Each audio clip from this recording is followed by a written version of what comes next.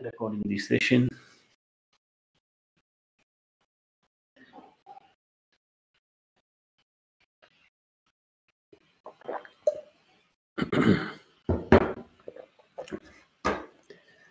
So I'll not be looking at the questions tab for some time now. So if there's any questions, do please drop it out over there. I'll come back and I'll have a look at the questions tab, right? So for those of you who joined in late, we just had a small discussion going since we started about 10 minutes early. So we just had a small discussion going in. Nothing much. The agenda is still out there. So welcome back, everyone. Hope you're able to see my screen. And this is me. I'm Sajith, and I'm what I would like to call myself as a cross-domain automotive professional. So basically, a cross-domain professional is someone who works with multiple domains. So I like to call myself as a generalist, right? I call myself as an expert generalist because I work with quite a lot of technological domains. I'm not a specialist in any one of these things, but that is also what my advantage is.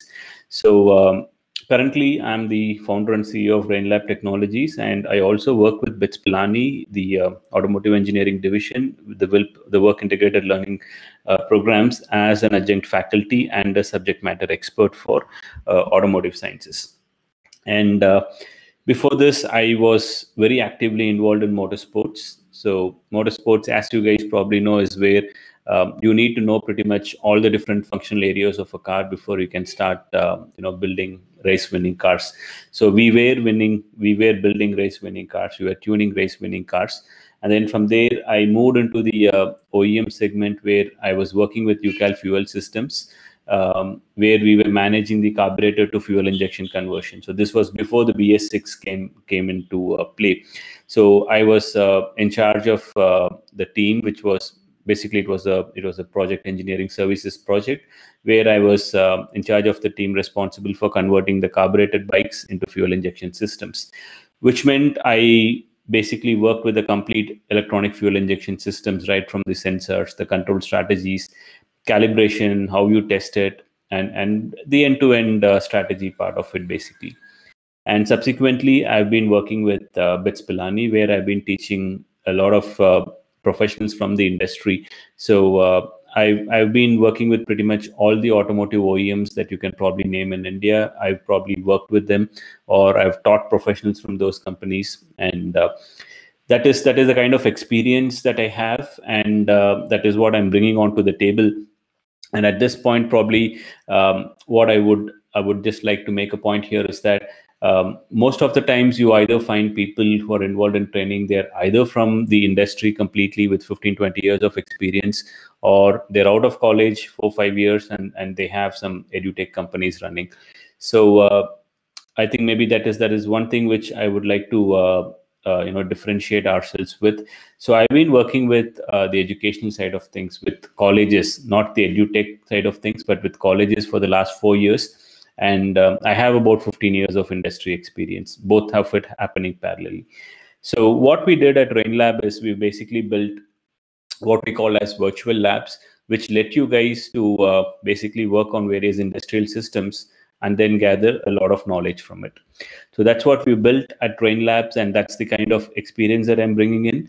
And if you guys were part of the survey, which we had kind of like announced earlier, so where we had asked you a couple of questions about what exactly was important for you and what your takeaways from the webinar were going to be.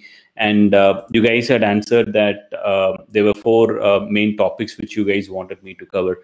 So the first and second were kind of interconnected. So you wanted to know about the various careers that were possible in electric vehicle domain, electric vehicle or e-mobility domain. And you wanted to know about the skills that were required for this. And you also wanted to know how you could acquire the skills on yourself. And the final point being how Rainlab can help you out with it. So now these are the 4 agenda points that I'm going to be covering. So if there is anything where I've not covered in these things, or if there's anything else that you guys would want me to cover, then please do drop me that in the questions tab.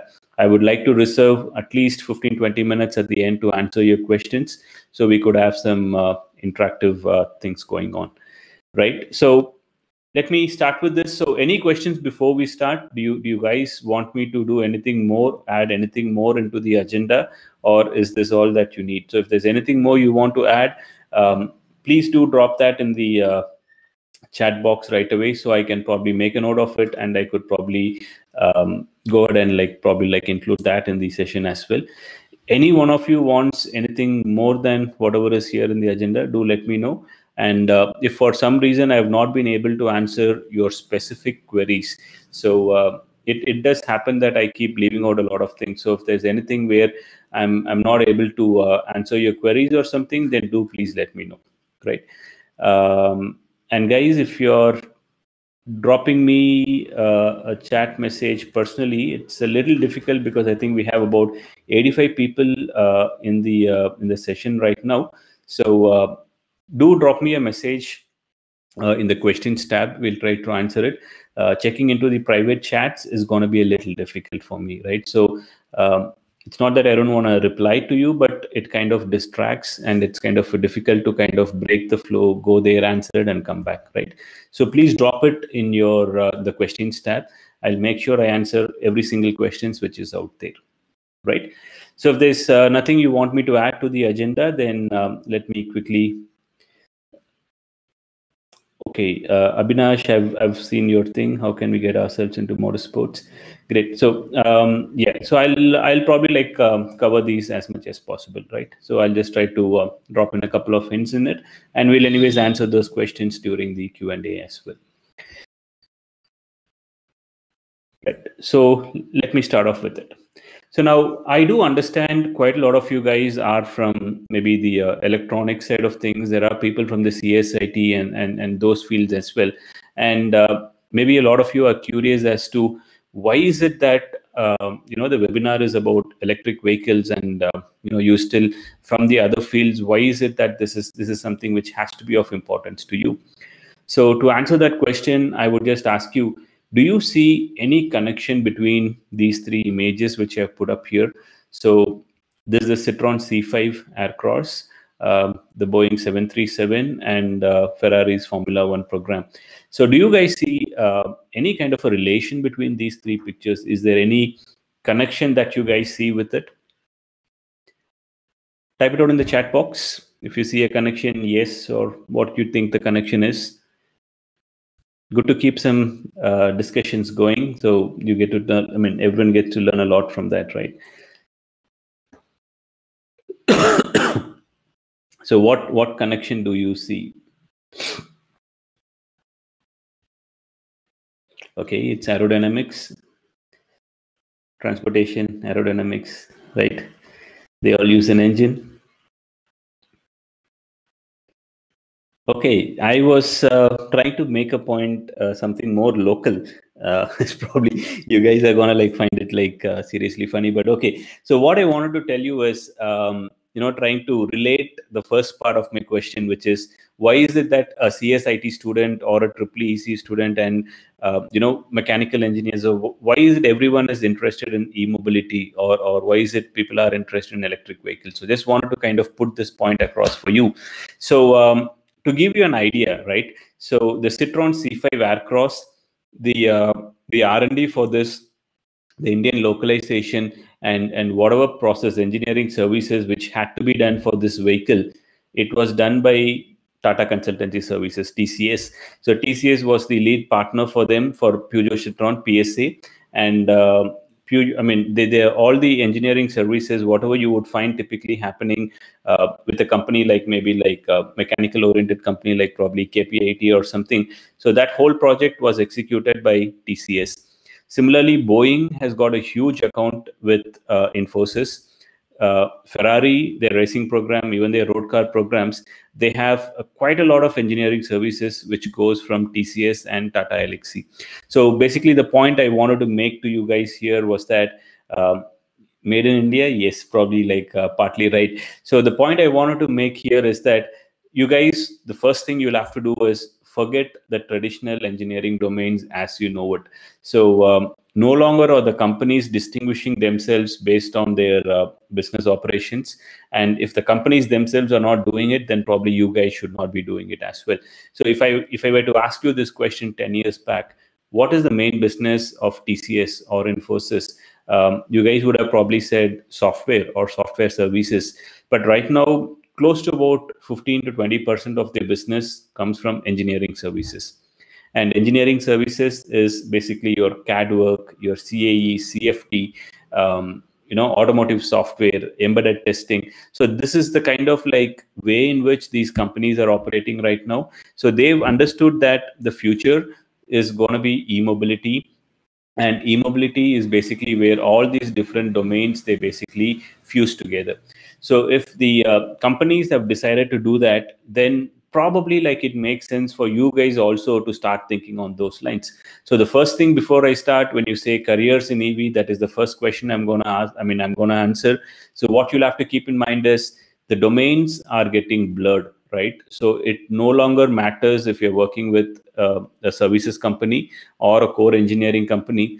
Pretty much they all do the same work. So most of you would have this thing, I'll not join TCS or Infi because it's a software services firm. So please don't have that kind of a mindset anymore, because they are doing better engineering services or better engineering than what engineering you would find in core companies, right? So that's the first point of first piece of advice. If I could do that, the first piece of advice I wanted to give at least to the mechanical guys, so that you start opening your eyes to more opportunities.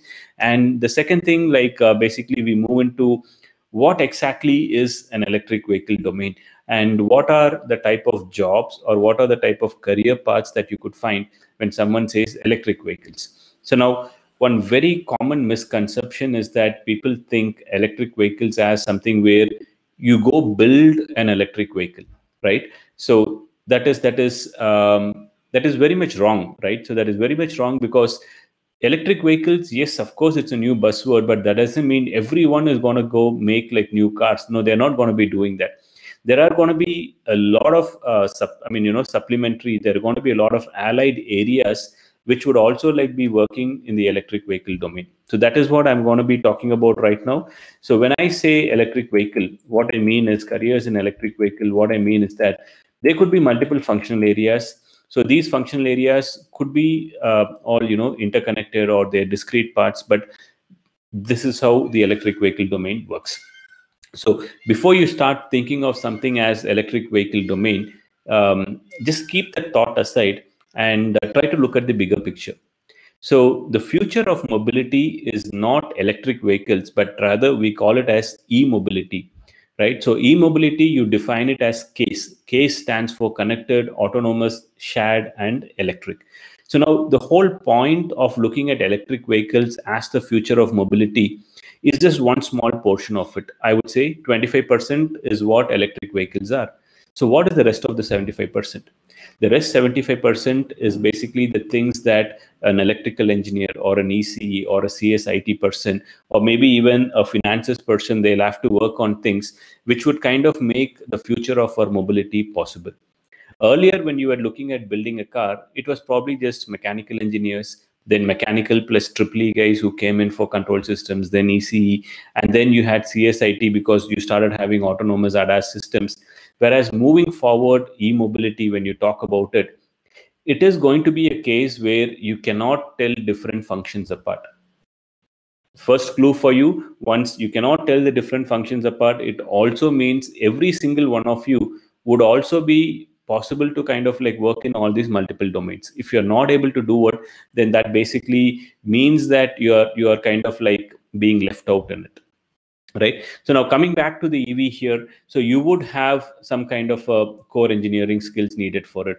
So you would definitely have chassis design, you would have crash and safety, you would have thermal engineering for electric vehicles. Similar way, you would have vehicle dynamics or multi-body simulations for it. You would have component design, you would have embedded design, you would also have new component development. So all of these things would be present. But the important thing to note here is that it is no longer something where you can say, this is electric vehicle, this is what I will do. No, it is not going to be like that.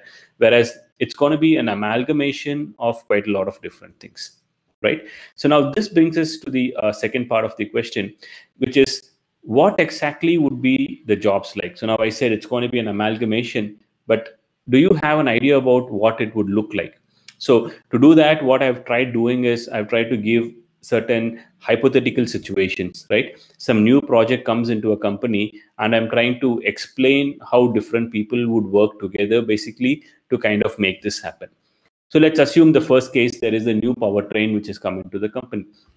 So what is this new powertrain? So it could be something like Tata Motors has probably purchased a hybrid electric powertrain from, let's say, Bosch.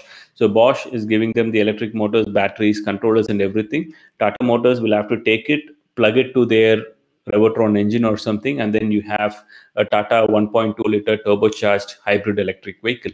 So now this is a project which usually happens. I mean, this is how the automotive manufacturers work. They don't develop all the things in-house. They do purchase components from elsewhere. So now, suppose something like this comes in, then how does the work basically work? I mean, what are the kind of work would you basically see in here? So I just try to just write it out over here. So maybe you have some jobs which a mechanical sciences student, I don't mean a mechanical engineer, but a mechanical sciences student would probably be doing. So this could be ECU strategies verification. So you have GT Power, you get the strategies from Bosch, and you check if this will work with your Revotron engine. You check if your emissions are going to be okay. You check if your gearbox can actually handle that torque, if the gearbox can actually go to that kind of an RPM. So these are all things which comes in the mechanical science part of it. Now, on the other side of things, now Bosch has given an ECU. You need to check if this ECU will work with your vehicle's probably engine. You need to check if this ECU can work with the BCM that you already have, which means you'll have to go for a lot of HAL testing. HAL stands for hardware in the loop. So this would be done by people from all three domains, ECE, EEE, and mechanical sciences, because you need to have someone who knows how the gearbox works, someone who understands CAN bus protocol, someone who can, basically wire up the whole system. So you see, any kind of a work like this which comes in, you would hardly find a work which is suitable for one single person or a person from a single domain. Most of the work would all be like, something which can be done by multiple different domains. So now, of course, all this work you do before the engine actually comes in. What happens once the engine is in the car? Then you take it out and you start doing a lot of testing. So you have a lot of verification, V&V, verification, validation, and related testings that you do. So you would have an ECE or a EEE engineer who would basically instrument your car. So he'll put instruments in the car, they'll start measuring the data, and then you have maybe a CSIT person who's collecting all this data, they're building analytics on it, and they're telling you, is this working for us or not? So when we start talking about the e-mobility domain or the modern automotive domain, this is where it gets really interesting, because unlike all the other fields out there, this is one of the field where every single engineer, no matter which background you guys are from, you would definitely find some kind of an application which is suitable for you. So which means irrespective of which branch you guys are from, you would definitely be looking at some kind of an application in the automotive domain. Two more case studies. Next one is probably something with the EEE side of things, body control module. So with the body control module, of course, you will not do the high-level design here. They'll do the high-level design and they'll tell you, okay, please implement it. So then again, you start getting into model-based design. Then you do MIL testing, SAL testing. MIL is model in the loop, SAL is software in the loop. So these are all various things you'll be testing out. And similarly, once the manufacturing is complete, you would want a mechanical guy to basically do a HAL test on it. So you take the BCM or you take the model of the BCM and you put it with your central locking system, and you check if the central locking system is working fine or not. So similarly, in this also, you have testing, validation, and then you also have diagnostics, because if something goes wrong with this module, someone has to know what they should be doing. So you write the diagnostics procedures, you write the technical documentation for it. Or suppose you do go for a complete new electric vehicle platform design, then basically this is what you're supposed to be doing. So the whole idea here is very simple, right? Whatever work or whatever project it is that comes in an automotive company right now, you will find that it involves a lot of different other branches of engineering as well. So very hardly you will find places where you need only mechanical sciences or you need only triple E guys. Say a company like Tata Elxsi, which specializes in embedded electronics, they recruit mechanical engineers because only a mechanical engineer would understand how a power steering works, and only he will be able to develop a plant model for a power steering, which means a mechanical engineer with that kind of a knowledge, he automatically opens up a lot of possibilities for himself, right? So this is basically something which I feel is very unique. Vishal, MIL is loop. It's all testing procedures. So model in loop, you could go search on Google for it. So these are basically testing procedures. So the whole point here is that irrespective of whichever domain you guys are from, right? So you could be from mechanical, triple E, EC, CS, IT. You would find there are a lot of areas where there is an overlap of domains, and that is basically where you will not find too many people available for work right now. Because imagine every single person, I think if I'm right about it, I think about 1 lakh engineers pass out every year, and all these 1 lakh engineers are going to learn only what they teach in their college, only what it is being taught in their domains. But if you were to basically like do something like this, right, you were to learn the different domain knowledges, right? By domain knowledge, what I mean is automotive, electric, and then inside electric, the convergence domain. And you also have an idea of some concept which basically overlaps across all the three domains. Then this is basically what would kind of like set apart a career path for you. So now don't think that this is something which is all hypothetical and do you really have a need for these kind of jobs. Yes, there is definitely a need for these kind of jobs. I'll also tell you how to figure out or how to like kind of get into these jobs. But basically what you need to understand is, irrespective of whichever domain you guys are from, right, what the companies do get people for, like say let's take mechanical engineers. So the first option is to go for the design career, so which is design, 3D or 1D or combined. So now a 3D modeling career is what probably like 90 out of 100 people are going to go for. Everyone goes to a CAD center, they do some online courses, they learn CFD, they learn CAE, they go for a CAE job. But what happens to the other 10%, or rather the other 10 jobs, which require something called as MBD, which is model-based development? So model-based development, like what I told you, is basically like all the different projects that we saw here. Going back here, right? So if you're developing a new platform, you have something called as a virtual calibration. You have something called HAL, hardware in the loop testing. You have integration testing. You have strategies verification, maybe homologation test. So all of these things basically would be done by using a technique called as model-based development. So the first question, the first thing in the agenda, what are the different types of careers that could be available? So the careers are basically over here. So for each of these person, these are the type of career paths would be available for you. And for each of these career path, there is one common career path and there is one uncommon career path. So the common one, I've kind of put it in the top. Uncommon, it comes in the second. And you find that the uncommon ones all have something in common. They're all model-based development. This is a modern paradigm which companies have started using. This is a modern way of developing engineering research. And moving forward, pretty much everything would be done by using model-based development. So it is not to say that you would not have applications from other areas, but it is just so happens that you would have a lot of applications which require you to have these skills. So through automotive engineers, it's still the same thing here. So what I mean by mech is basically mechanical sciences. So if you're an automotive engineer, then you already have automotive domain knowledge. So this is one thing which you have. So what I mean to say here is, don't dwell on the fact that you have completed your engineering and you have that knowledge and you can find a job with it. All I'm trying to say is the era where that was possible. See, I passed out of PhD Tech. I could have got jobs wherever I wanted, but that was 15 years back. So now what happens is everyone is converging. So there is no longer going to be a distinction between a mechanical sciences student. There is no longer a distinction between a mechanical engineer and a triple E engineer. Once you get into a project, maybe like let's say like Tata Elxsi making a body control module, you are no longer a EEE guy or an automotive guy. You are just a model-based development engineer. The company doesn't distinguish between your mechanical degree or your automotive degree and someone else's ECE degree. All that matters is, can you do model-based design in MATLAB Simulink? If you're an automotive engineer, you'll know these systems very well. You know, okay, this is how the power steering is. I can visualize it. I'm going to do it here. You are an ECE student. Maybe it is easy for you to start working with MATLAB Simulink. That is all there is going to be. But when it comes to the actual work, there is not going to be much of a difference between what you exactly studied and what you start working. It is not going to be different for different people.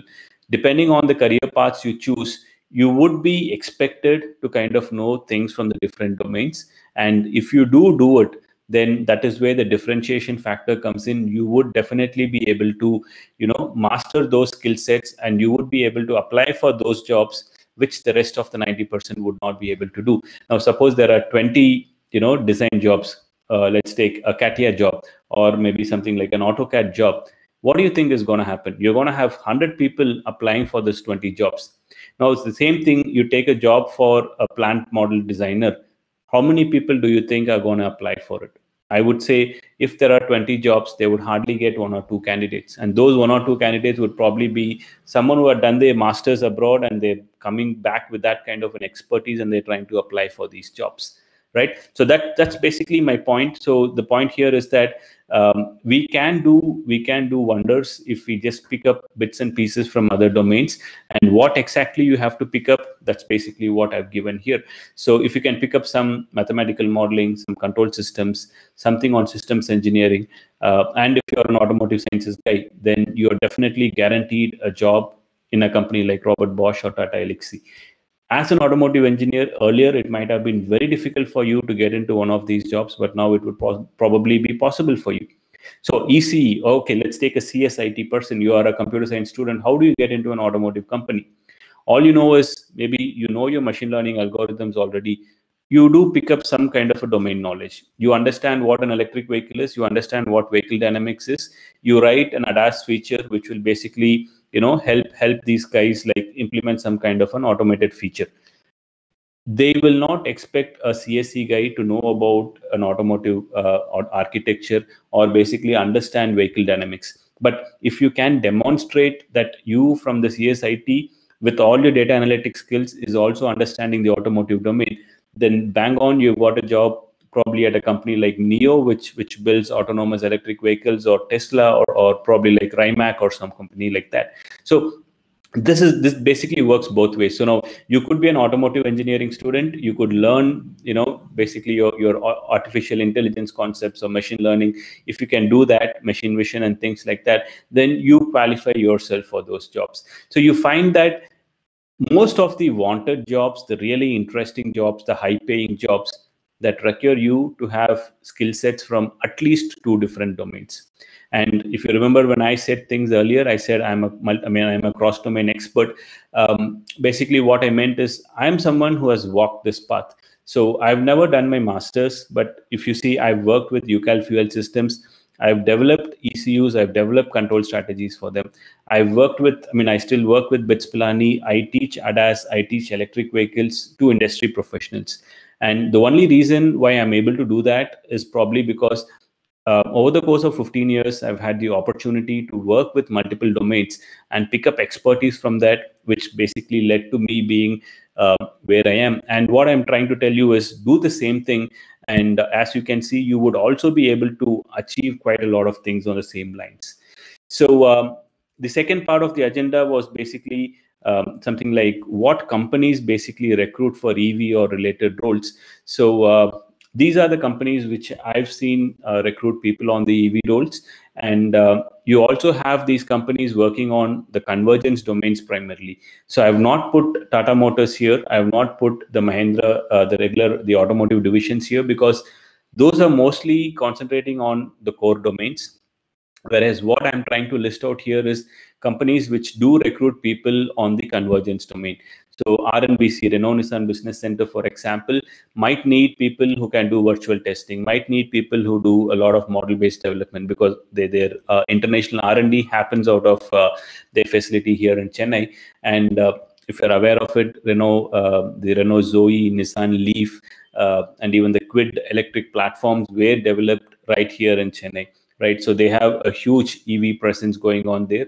MBRD, Mercedes-Benz Research and Development, they work on a lot of electric commercial as well as passenger car segment things. Caresoft is a services company based out of Pollachi. They do a lot of work, reverse engineering, for companies based out of US and Australia. Tata Elxsi, the others, you don't need much of an introduction probably. So any of these companies, just put them on your list, keep tracking the jobs over there, and you would find that most of these jobs which come up from here would probably be fulfilled if you had one or more of the skill sets which were here, right? So I hope this kind of gives you an idea about what companies you could apply to. Of course, I've left out quite a lot more of companies. I could just go on filling the pages, but that is not the important point here. The point here is to tell you that don't go and search for electric vehicle jobs. You will not get anything, or you will get a mechanic's job. You will have to go there and search for relevant job roles. And what are the relevant job roles? You go here, you see this, or basically you go here, you see this. Any particular term from here, you take it and you put it in your search box, you would find the jobs that you need, right? So the takeaways from here are basically that you would have multiple job roles available within the same automotive domain, which means don't go and just simply search for electric vehicle jobs or maybe EV jobs in India. Don't do that. It's not going to get you anything. But look for the specific job role. You would get a lot of openings. And the second important thing is that many of the skill requirements overlap in a lot of these cases. And one of the most important skill set which overlaps, or probably all the different job roles that I've shown you, is basically going to be MBD, right? Model-based development. And the final takeaway, the final most important takeaway I would want to leave you guys with is you need to have a functional data literacy. So what do I mean by data literacy? Don't get scared when you see huge amounts of data. Anywhere you work with automotive segment, you will have a lot of data coming in. So if you have some basic data literacy, you could do some analytics using Excel. You can plot some charts, you can plot some graphs, or maybe you can do it in R, maybe you can do it in Python, maybe you can do it in Tableau. Doesn't matter like what you use, but depending on your domain, if you're from the mechanical sciences and you absolutely hate anything to do with coding, you could basically do something with Excel sheets. That works, right? So that is basic functional data literacy. And without that, you are not going to survive in the market, right? Please take it from me. You have to be good at plotting data. And that is one of the primary requirements which most of the jobs these days would have, especially if you're getting into electric vehicles, right? So I hope I'm clear with the first two agenda points, which is basically what careers in electric vehicle domain could look like, which are the companies which could possibly give you these opportunities, and what skill sets you need to get into it. Now, let me get into the agenda 3, which is going to be about skills, right? So what are the skills you need and how do you acquire them? And basically, how do you build a career for yourself in the EV domain? So any questions, guys, please do put it up in the questions tab. I'll come back and I'll have a look at it, right? I'm not stopping for questions. Let me just go through with the PPT and then I'll come back and answer your questions. So now is the important thing. You guys are going to have to do a small activity for me. So stay tuned with this. So what is skills? So basically, what is it that the company needs, right? And what is it that you need to possess? So you two match, you've got your job, right? So that is basically what skills are all about. And it is not sufficient that you possess skills. You also have to know how to showcase your capabilities.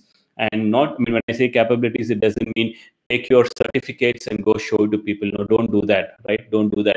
Instead, what you need to do is you need to showcase your HOTS. HOTS is basically something which stands for higher order thinking skills. Right? No company wants to recruit you because you have a high CGPA. Trust me, they don't, right? They look at CGPA as an expression of your higher order thinking skills.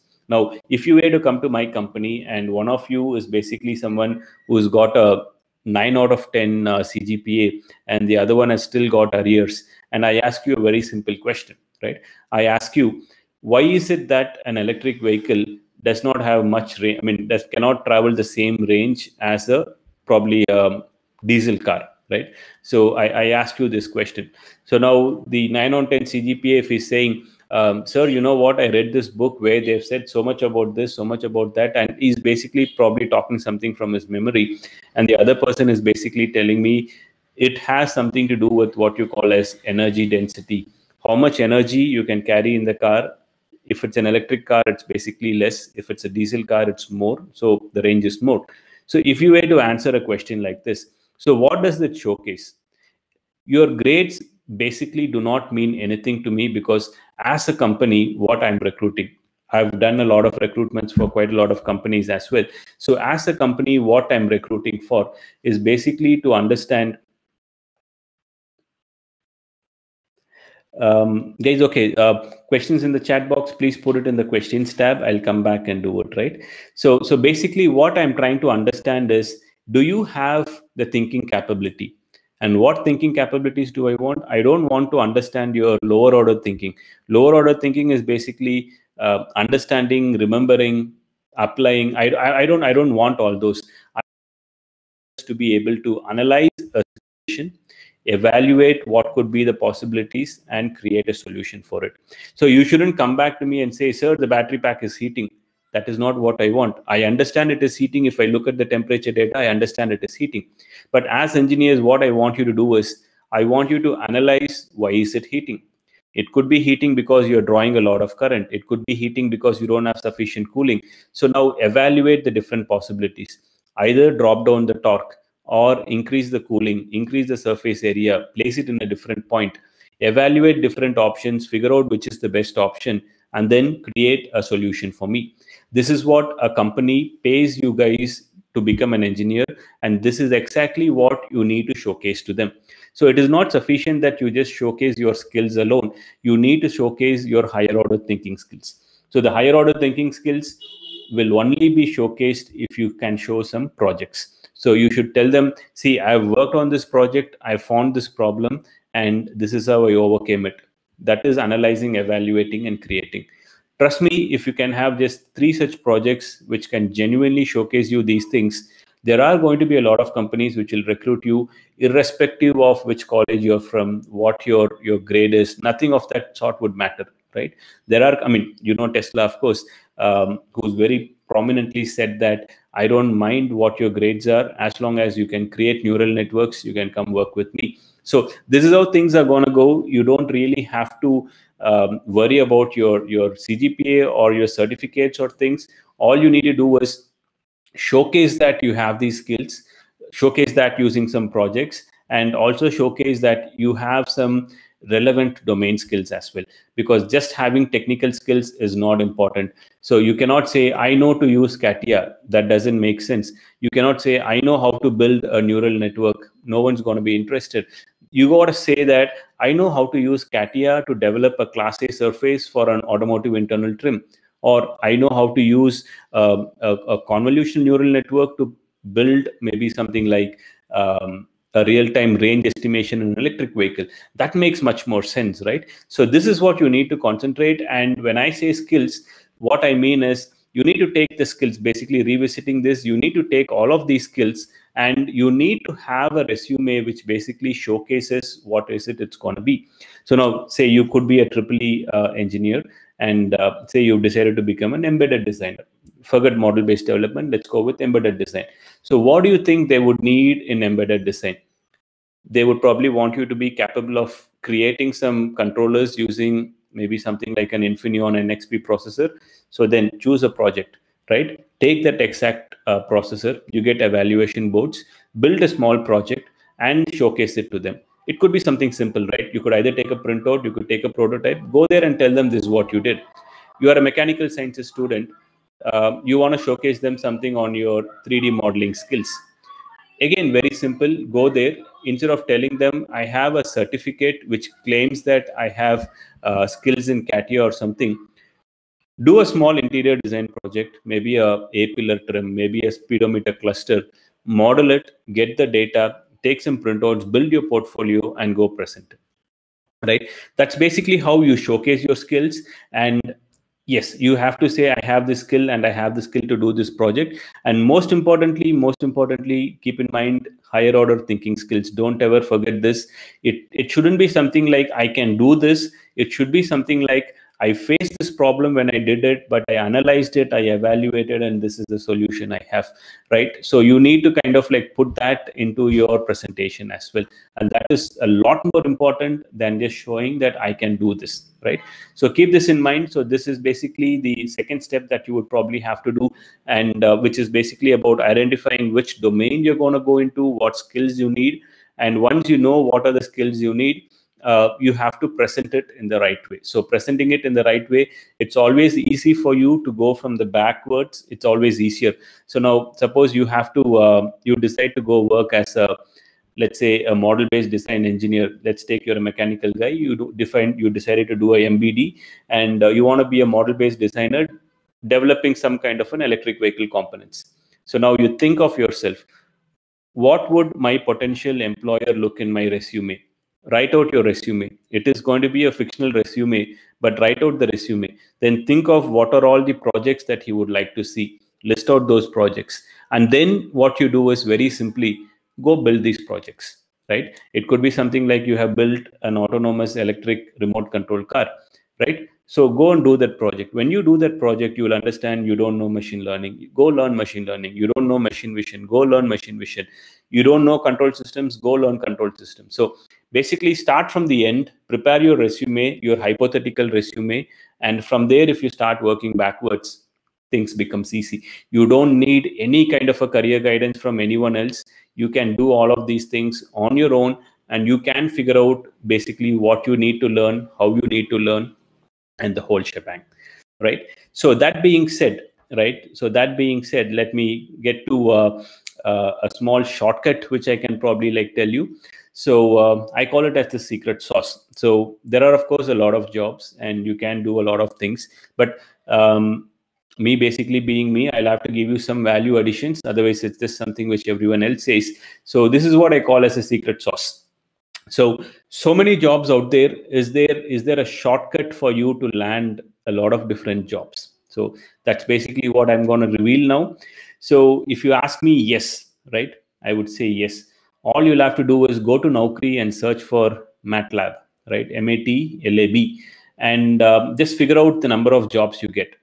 And probably the number of engineering jobs you get with MATLAB is only beaten by maybe some blue collar jobs, maybe for some kind of Swiggy or some delivery person or some gig economy. I don't think any other skill set would have a lot more of job requirements. The last search I did 10-15 days back, I found some 8,000 plus job openings, and the job openings were from 25 different industry verticals, right? 25 different industry verticals, and it was just MATLAB which was common to them, which probably means you go back to your original case and any of the design that you take here, 1D design, MBD, embedded design, firmware, UI, UX, IoT, machine learning, all of these things, one tool which can do that for you is MATLAB Simulink. So when you decide to write your fictional resume, you decide to do projects on it, you would have to see which tech skills do I have to acquire. And I would say, please look at MATLAB Simulink. If you can look at that, that is going to help you a lot, because one single software you learn to apply it in different conditions. You basically would probably qualify for jobs across 25 industry verticals, right? 25 verticals. I'm not kidding. Please go to Naukri.com, check this out for yourself, and then decide if it is worth learning MATLAB and Simulink. Of course, there are open source alternatives and things like that, but you don't get 8,000 jobs with Scilab or something. MATLAB is what gets you those jobs. So this is probably the secret sauce. This is probably the way in which you guys would have to go and probably prepare your fictional resumes and probably like apply for your jobs. So now you know what the careers are going to be, a rough idea about what companies are going to need it. And I've also told you the way in which you can go prepare yourself. Preparing yourself is very, very easy. One single exercise you guys do. Imagine that you're applying for a job. What kind of a resume would attract the potential employers? Prepare that resume, and whatever you have written in that resume, work towards making that real. That's it. And you don't have to listen to anyone else, right? That is basically something which would probably help you out. Yet again, life is not all that fair, right? So there is a lot of different ways in which things can go wrong. So students come back to me and say, sir, you told me to do this, I got a job, but I'm not happy. I don't think this is the right thing for me, right? I keep hearing this a lot because I've worked with students for the last 5 years, and I keep hearing this a lot. So if you are someone who's ended up in that kind of a scenario, even during your engineering times or something, and I want you to remember this, right? Everyone is an individual, which means not all jobs will fit every single person. So I could advertise for a job right now saying, I have an opening for a vehicle testing engineer. I cannot expect all 100 of you to come and join that, because you will not fit into that profile. You will not basically like survive in that kind of a scenario. Fortunately, there is an easy way to figure out what kind of a job role you would basically fit into. So I've given you all the job roles possible. Now it is time for you to prepare your resume. But how do you choose the job role? Basically, you assess yourself. Why do you need to assess yourself? Because not every single person is the same. Everyone is different. Everyone's personality is different. Your emotional profiles are different, which means you would have to play to your strengths, and only then you basically become successful in your career. It is not enough for you to just go land a job and leave it with that. You will have to hold that job for a long time, and you will have to be successful at it, right? So how do you make this happen? Fortunately, it's an open source test. I'll also tell you how you guys can do it. And what's more, I'll give you 5 minutes to probably like do the test as well. Do we have time? I think yes, we can make time. We'll overshoot a bit, but we can make some time. So this is called as a RISAC test, right? So a RISAC test is basically something which identifies what kind of a personality you are. So now, before I get into talking these things, so you have this the link here. I'll probably try to paste it for you guys. If you could just give me a second. I'll paste it in the chat box. So, yep. So it's there in the chat box. Click on it. It will take you 5 minutes to do this. I'll take a 5-minute break. I'll just be here. I want each one of you to go try doing it. And whatever result you get, take a screenshot of it and keep it. I'll give you 5 minutes to do this. Do it leisurely. You'll have about some 42 questions to answer. Once you're done with it, I'll just go through this so you basically get an idea about what I mean, right?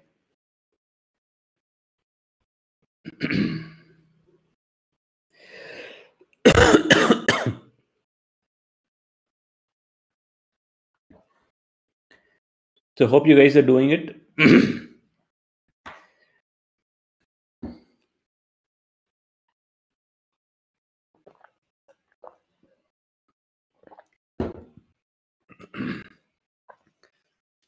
So once you get it, take a screenshot of your results and keep it with you. I'll tell you how to make sense of it.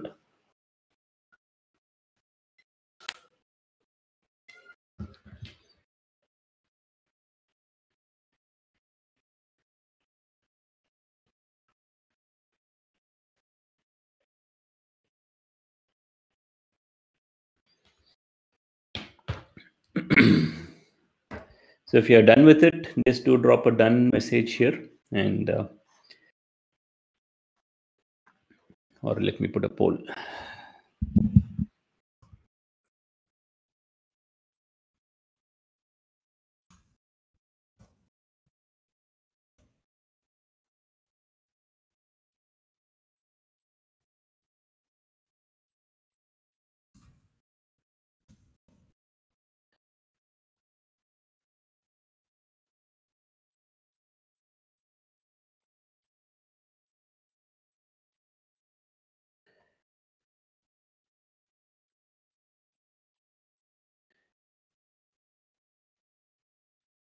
So I've just put a poll out here for you. So if you have completed whichever is the top personality stereotype of yours, could be RIASEC. So just vote for it. So I know that you have completed it, and once a good number of people have completed it, I'll continue with these slides.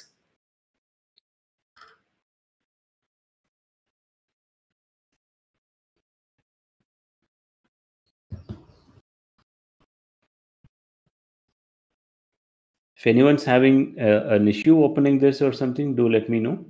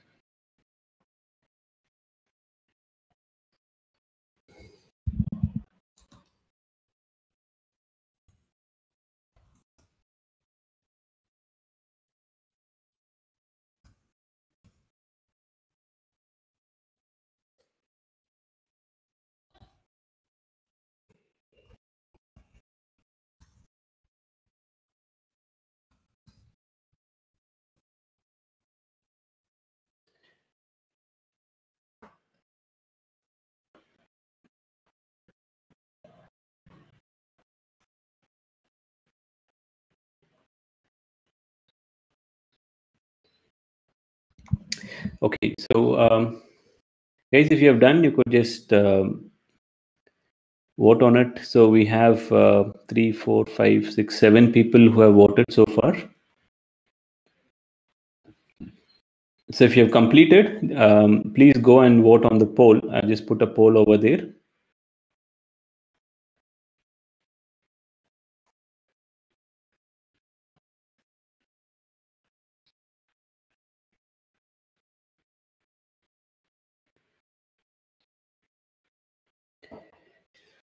Okay, so now you are getting your answers, right? So there are, let me just put it out there for everyone to see. So a majority of them have got, the top score is R, and then yes, quite a lot of yes. Okay. The one lonely person with the score of E, right? Okay, so let me get back to my presentation. You guys could probably complete this, and probably I'll try to explain this to you at a later point of a time, right? Okay, so now what does this course basically mean? Okay, R is basically, it stands for realistic. So they are basically doers. So a person with a high R score would do very well in a hands-on environment, right? So a person with an R score might actually be a very good systems integrator. You could give him a engine, you could ask him to go fit it into a car, he'll go do it. If you are someone who doesn't have an R score, you will not basically work in an environment which is something like that. You would be better off doing something on a system or something. You will not enjoy actually like working in a system where you have to like sit and probably like work with machines or something like that. Now let me look at social. Okay, so there are 5 people who have got a social score, and there are also 2 people with an entrepreneurial score. So now a lot of you guys might probably end up at a sales and marketing job, right? Because that's what becomes easy, and subsequently you'll also start hating yourself for having taken that job as well. So the very frequently the reason I find is people say that I hate sales jobs.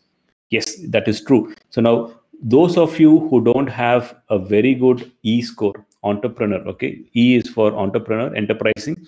So those of you who don't have a very good E score, please understand, a sales job is not for you. You cannot go sit in front of a customer and you cannot explain things to them. No, that is not something which you can do.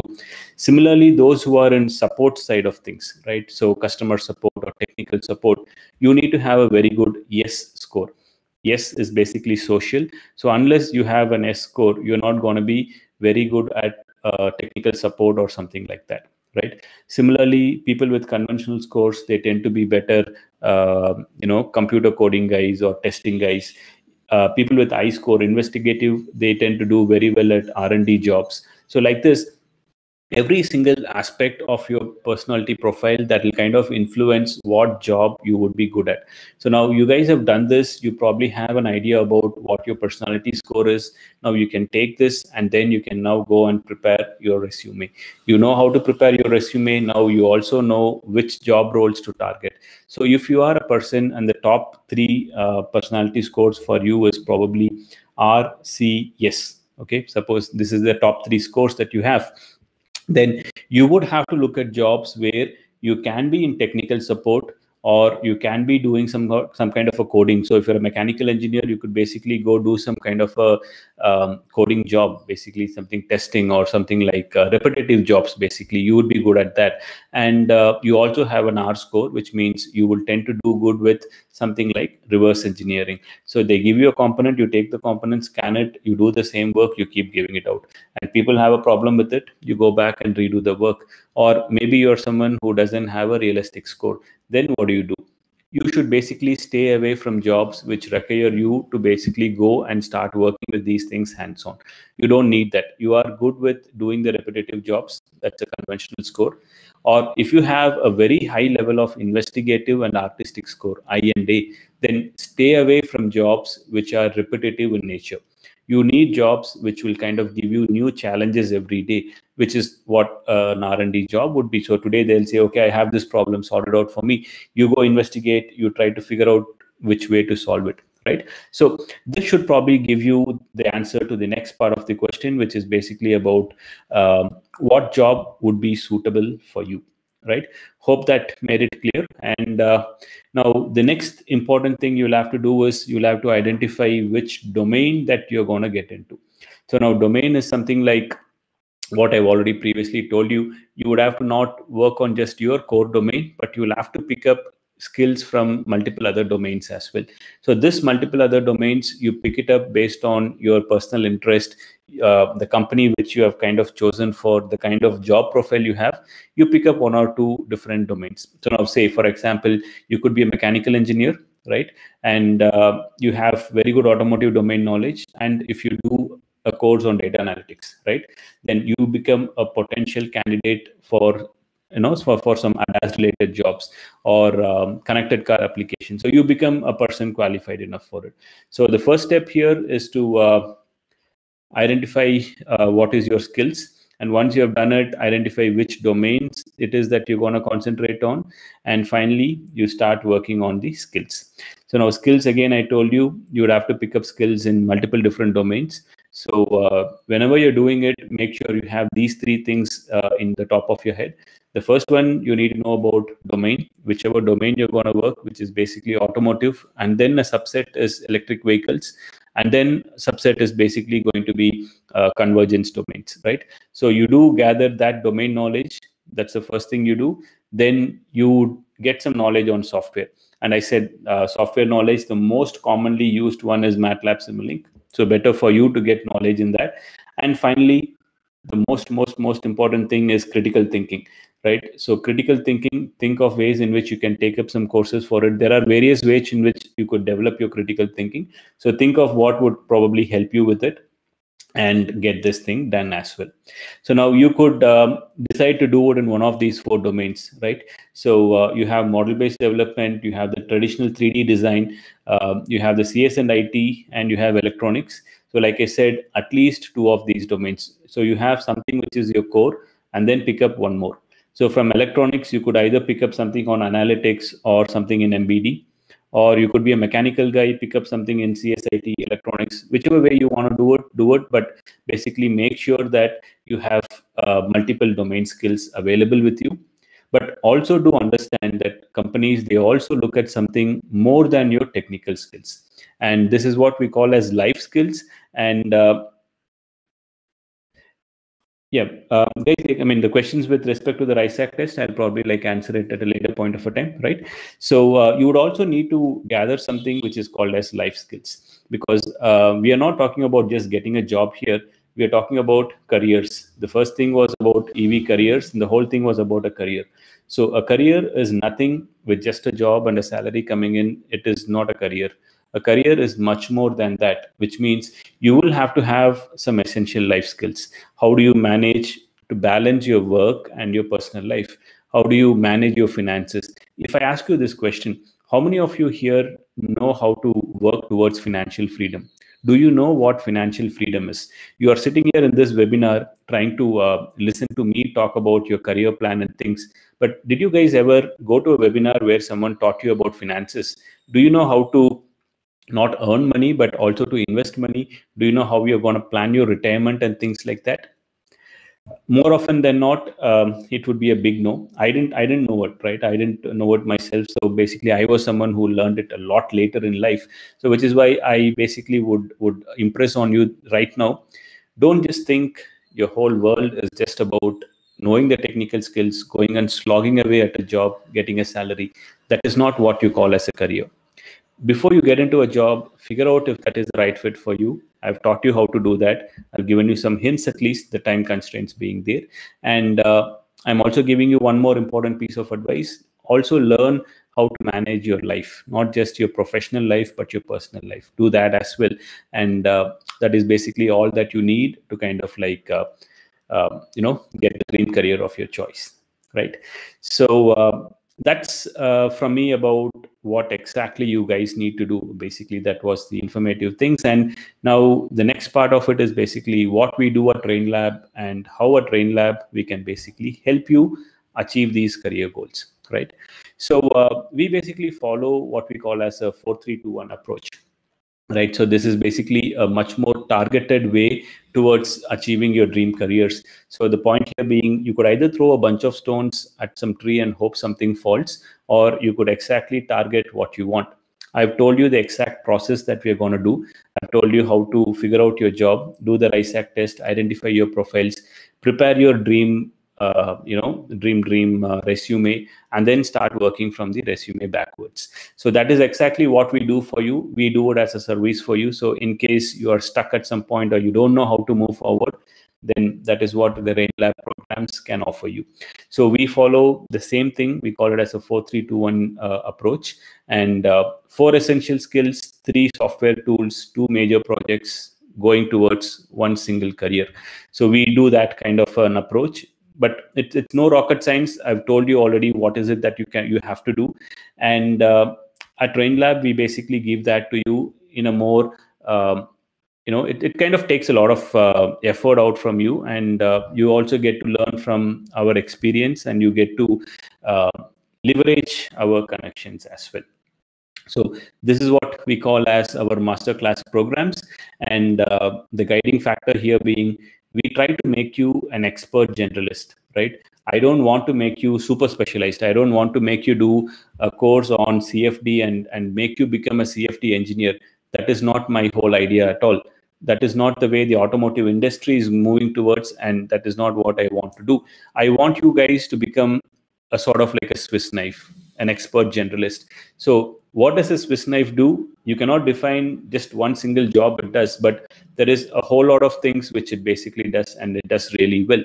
And that is exactly what I want to do as well. So which is why we have this masterclass program, which basically takes in a lot of different domain content. It gives you a lot more of domains, like starting from automotive, EEE, controls, mathematical modeling, quite a lot of different domains which we combine. And we finally combine all these things with one single career path in mind, which could be about electric vehicles, or it could be about e-mobility as a whole, or it could be about model-based development. Depending on which branch of engineering you guys are from, we would be able to package all these things and basically transform you into an expert generalist. So that is what our masterclass program is all about. And what we hope to achieve, or what we hope to make you out of these things, is something like this. So like I said, we take multiple different domains, and the program is going to kind of make you an expert in those domains. But it's not going to be a specialist. It's going to be an expertise in all these domains, so that depending on where you start from on the left-hand side, which branch you are at, you would be able to qualify for quite a lot of different job profiles on the right-hand side. So this is exactly what we would want you also to do. So you could either do this yourself, or you could be a part of a masterclass program. If you are part of the masterclass program, then basically this is basically what you would be learning here. So because I've been in the industry for the last 15 years, because I've taught at BITS Pilani, I basically understand what exactly is being taught in the colleges here and what exactly is being taught in the top line colleges in India. So you get to learn as a part of the masterclass what is not currently taught anywhere else. As in anywhere else, in the sense, most of the colleges in India, you probably don't get to learn these things.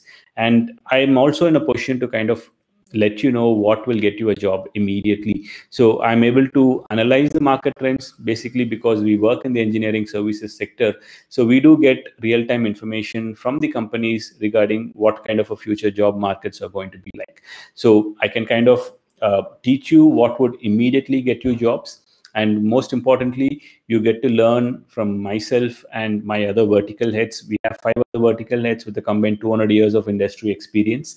So you get to learn from our experience and you get immense value when you do this, right? So now as a part of what we are doing, so these are the different courses which combine and become a model-based, will combine and become an e-mobility career track masterclass program. And what we do is we don't like to kind of like package everything into big chunks and kind of like shove it down people's throat.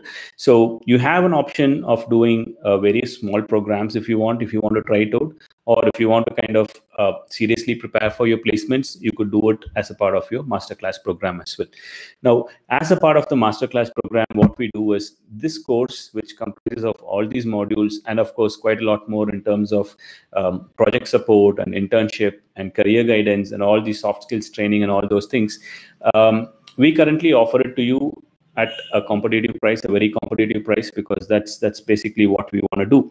So what we do is basically like take all of these things and we are offering it to you at a price of 50,000 rupees, which is what is going to be the cost of the masterclass in case you want to do it with us. And you can do your own mathematics, add it up, and you would find this is something which sells for about a lakh of rupees plus. But what we'll do is we'll put you into a batch of maybe 20 or 25 students, and this is exactly what we're going to teach you. So I've told you the methodology, I've told you what we're going to teach, and you could either do it yourself or you could trust us to kind of teach you that. And in case you do trust us to teach you that, then this is basically what I want you guys to do. So if you are interested, then you would have Raj probably get back to you, so you could confirm your interest, and once you confirmed it, you could probably reserve a spot for you, so it becomes easy for us to schedule the classes. And since we do understand that it's a trying time and you might not be able to take the decision, or you might be wanting to rethink the decision, we also offer you a chance to reschedule the batches at any point of a time. You might start with something for this month, but for some reason, if you're not able to continue, you could probably like get into the batch next month, or you could even repeat the course anytime within a year as well, right? So to kind of recap this, what we are doing in our masterclass program is basically bundle a whole lot of courses like this into one single package. And that's going to be a 3 months program, which has got a whole lot of technical knowledge, pre-recorded courses, live sessions, boot camps, software boot camps, and a whole lot of projects and life skill support. And we offer this to you for 50,000 rupees. And what we want you to do in case you're interested is basically to confirm your interest. I'll just drop a poll. So if you're interested, if you want our team to get in touch with you, you could just click an S, and I would just get a team to get in touch with you regarding that. Vishal, can you just put the question into the questions tab? I'll just answer this question for you.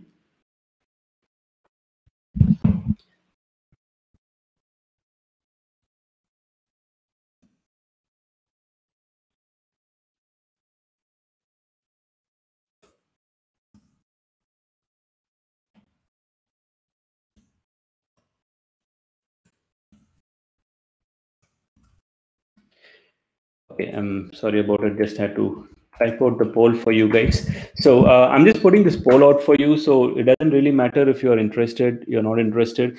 If you're not interested, please do let us know. Nothing against that, right? So if you want us to contact you, just please do let us know. No harm if you're not interested. We do really understand, right? So now, if it's okay with this, then you have my contact number here.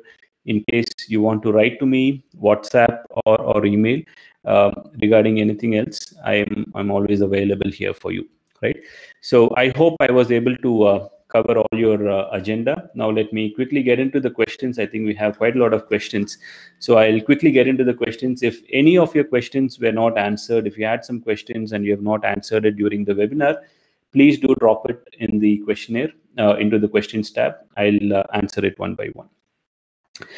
Right. So the first question from Anand Praveen: when it comes to EV choice on a rainy night, headlights or windscreen wipers are independent as IC cars. See, like EVs, if you have range, if you have sufficient range, you use your headlights, your windscreen wipers, it's just going to work. It's just a matter of looking at it in a different way. So I would say don't really look at it in that way. It should be okay whether it's an EV or an IC engine. It should still be the same. So what happens in an IC if your fuel is low and it's rainy, it is misting up, you want to switch on your AC, right? So it's the same question. So I would say please don't really bother about it. We will get used to it as time goes by, right? So it shouldn't be too much of a problem either. So battery swap method, Dileepan, battery swap works really well for the time being, but there's a lot of engineering problems with it, basically because of the various standards that people follow and making sure that all of them follow the same standards.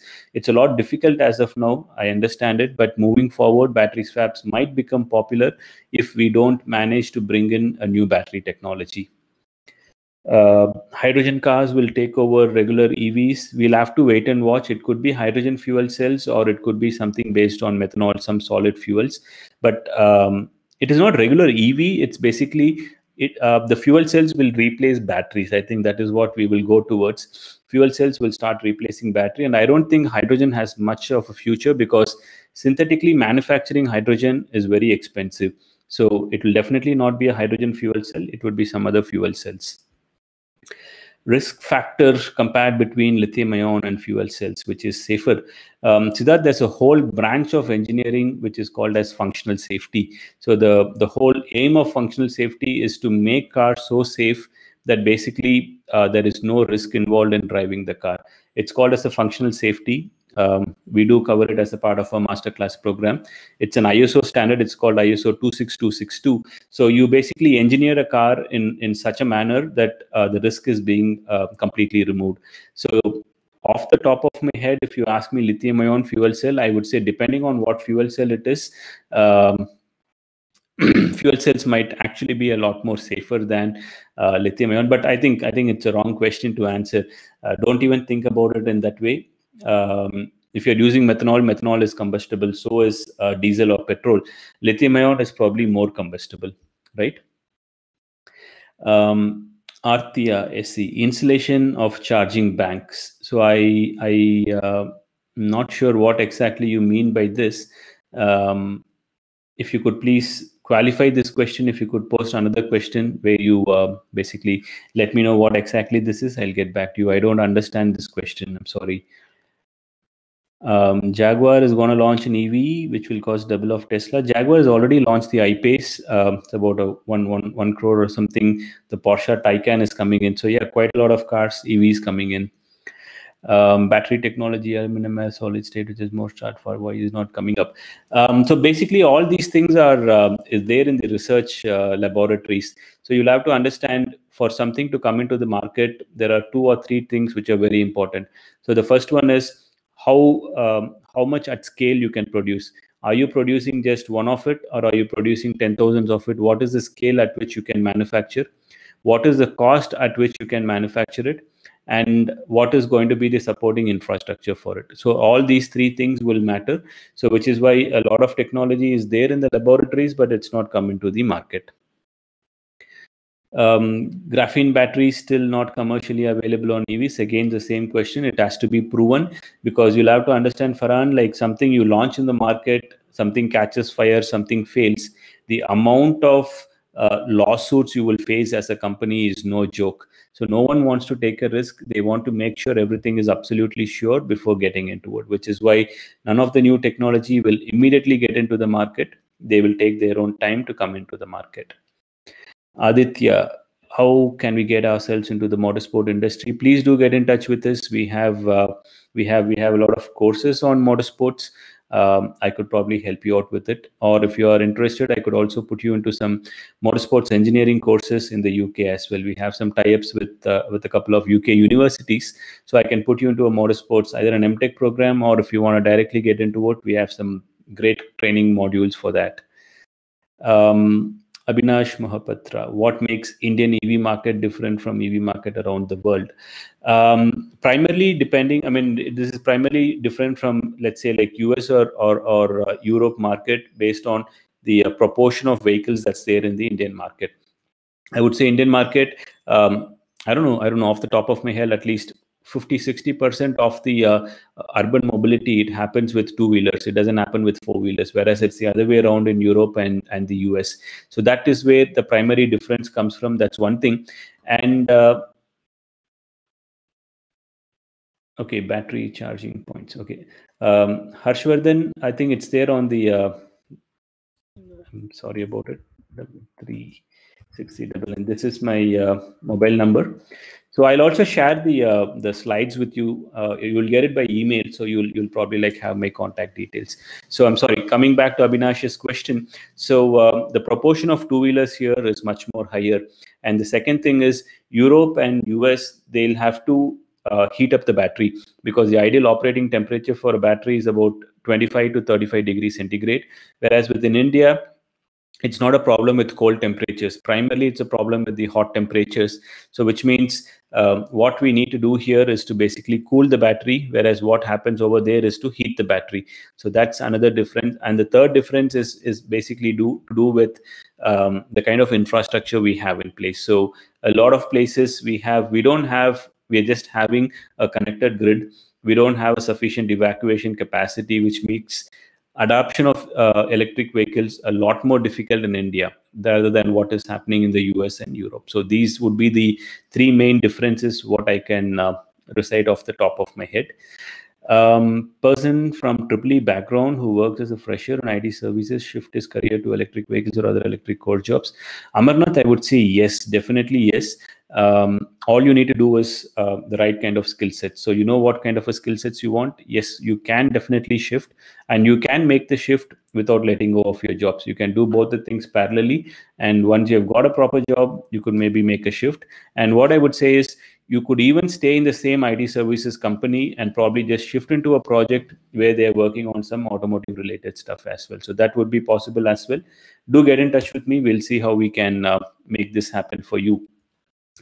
How to start up in the automotive industry? Dhruv Patel, you'll have to call me or you'll have to WhatsApp me. It is something which is gonna take quite a long time for me to explain that for you, right? So do connect offline. We'll have a long chat about it. I'll be more than happy to help you out with it. Siddharth, what is the process of designing an electric powertrain? What thought process is required? You'll have to start thinking about torque requirements. So not a very complex thing. It's pretty simple. You'll have to start thinking about torque requirements. So you start with Newton's law, F is equal to ma. Figure out what kind of an acceleration you want. From that, you get the force. Force converts into torque. Torque has to be delivered by the motor. If the motor can't deliver the torque at all places, you put a gearbox and you decide what RPM it runs and things like that.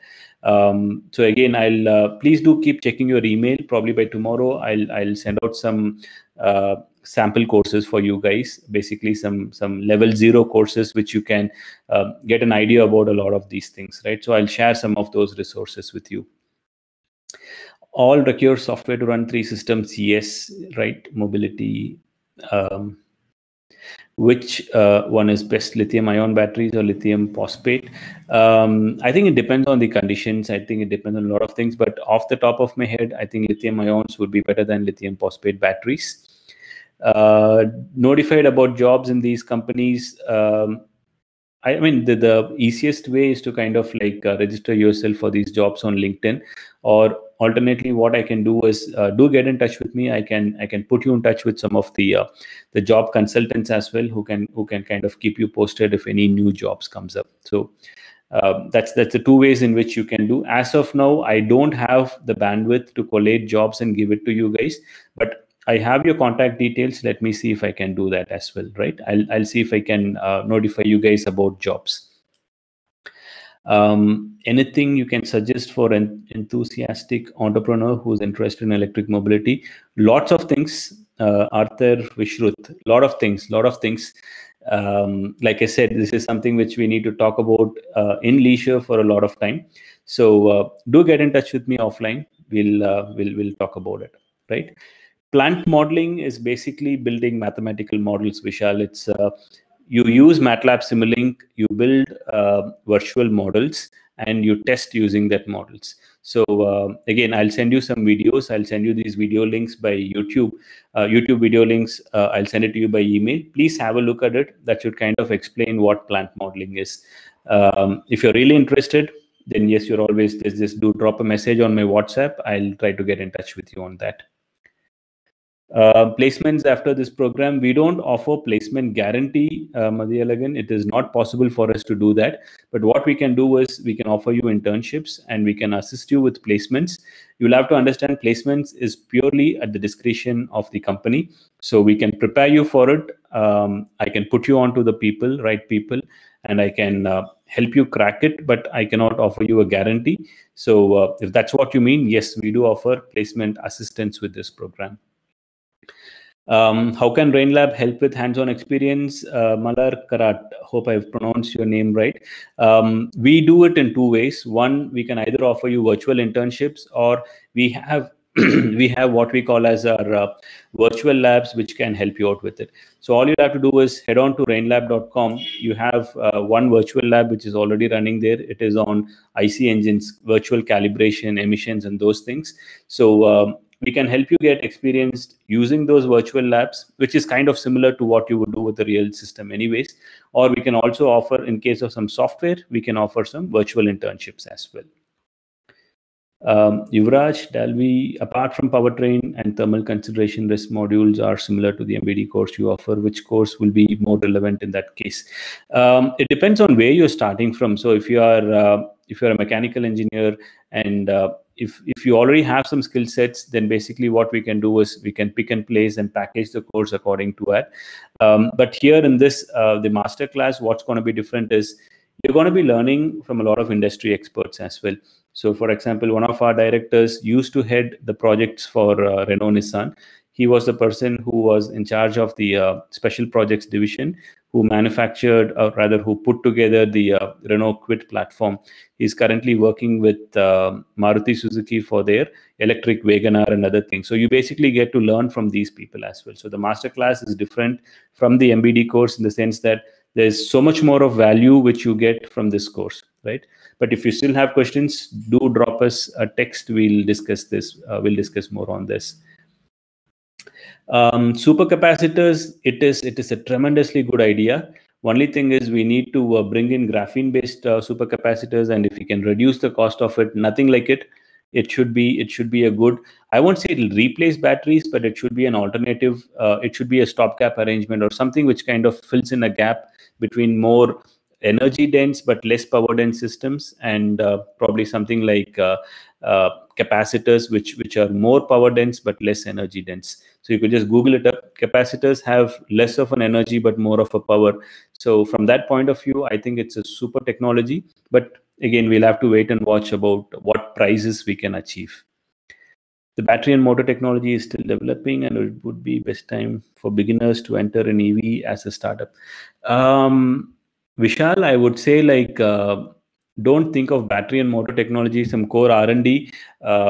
Again, depends on your idea, but I would say there is a lot more in the EV side of things than just battery and motor. There's a lot of electronics, there's a lot of algorithms, there's a lot of applications you can develop, there's a lot of services you can do. So like I said, let's connect offline. We can discuss about it. Something which is very close to my heart, so we can discuss about it. The quick answer would be yes, there is still a lot of scope in EV. I mean, for startups in EV segment as well. Batteries, how will the farmer sustain in market? That's a business strategy. So it is not just that lithium batteries or lithium air batteries, it has to be used only for one single segment. There are always going to be multiple segments. There are going to be multiple customers who would want various different types of batteries. So I wouldn't take that question so lightly. For example, you have BMWs, you have Mercedes-Benzes, but at the same time, you have the Suzuki Espressos, which is probably the least safety, least technology, but both of it sell, right? So it's just a question of what demand is there in the market. And to understand that, you'll have to do a lot more research. Yes, session recordings will be shared with you. What business opportunity, Shankar? Again, let's connect offline. Please, let's connect offline and we'll discuss about it. There's too much to be discussed than just simply giving you an answer. I will not do justice to the question. So let's connect offline and let's talk about it, right? Can nuclear battery be the replacement of current different batteries? I am not sure. I'm not sure. See, the thing with nuclear batteries is always about the risk of contamination and the risk of weaponizing them and things like that. So I don't think so. To be very honest, I don't think so. What career opportunity in motorsports and what pays are they hiring? Motorsports in India is not exactly a very attractive thing as of now, but motorsports in the UK is definitely. So you have the basic skill sets. If you manage to qualify yourselves, then European visas, I mean, at least UK visas are becoming a lot more easier. So you would find a lot more of job opportunities in UK than what you would find in India. If a UG mechanical student wants to work in embedded system design, whether he needs to do PG in cross domain like electrical, electronics. Hey, okay, okay, I'm not sure what your name is. I'll just call you JK. So the thing is, these days, you don't have to write any code to develop embedded systems. That's what model-based development is. You develop everything basically using some models in Simulink, and you get automatic code generation. You can write that into your controllers, and that's it. You can be done with it. So a couple of my guys, they are working in embedded system design. They are mechanical engineers. They only know model-based design. They do know a little bit of coding as well, but they didn't need a PG to start working in the embedded system design. For your reference, one of them is working as a HAL engineer developing ECUs in Bosch. The other guy is a plant model engineer developing charging systems at Tata Elxsi. So these are the two guys who are very successfully shifted into it. Okay, so installation of battery charging banks to recharge battery operated vehicles. See, that doesn't make any sense, as in a battery per se will not charge and discharge faster. So if you are thinking about using a mobile phone kind of a battery bank, then it does not make sense, because by nature, a battery can discharge only slowly, right? So which means you take a battery and then you're charging another battery. It is equivalent to like charging it overnight at a 15 amps plug. So if you're thinking of this as a replacement to petrol pumps, no, it will not work. Only thing which will work is maybe something like a capacitor or something might work, but definitely not a battery bank. A mechanical engineer should learn like AutoCAD, MATLAB.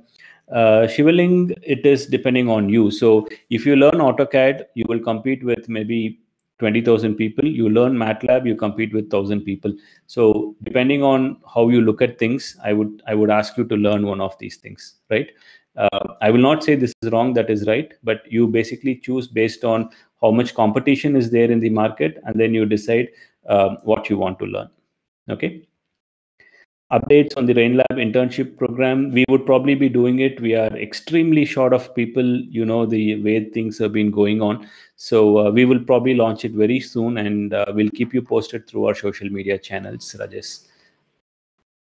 Harshvardhan, I think I've answered it already, right? It will replace batteries. Yes. To what extent? We'll have to wait and watch. Doing an MS in electric hybrid vehicles in the UK, is it good or not? Shyam Sundar, let me put this question to you. What job do you think you can get if you do your MS in electric hybrid vehicles in the UK that you cannot get right away?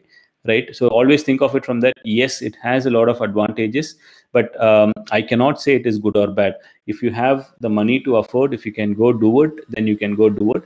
But like I said, if you want to discuss more about it, I'll have to talk more in depth about about this with you. So I think that is something which would have to be done offline.